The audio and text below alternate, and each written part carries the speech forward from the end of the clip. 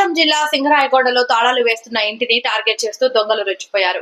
సింగరాయకొండలోని ఇస్లాంపేటలో నివాసం ఉంటున్న షేక్ రఫీ ఇంటి తాళాలు పగలగొట్టి ఇంటిలో ఉన్న ₹1,20,000 నగదు, వెండి వస్తువులను దొంగలు రెచ్చిపోయారు. సింగరాయకొండలోని ఇస్లాంపేటలో నివాసం ఉంటున్న షేక్ రఫీ ఇంటి తాళాలు పగలగొట్టి ఇంటిలో ఉన్న ₹1,20,000 నగదు, వెండి వస్తువులను దోచుకెళ్లారు. దొంగలు ఇంటి యజమాని మొహరం పండుగ సందర్భంగా తమ అత్తగారింటికి వెళ్లి ఈ రోజు ఉదయం వచ్చి చూడగా దొంగతనం జరిగి ఉండడాన్ని గమనించి పోలీసులకు సమాచారం ఇచ్చారు.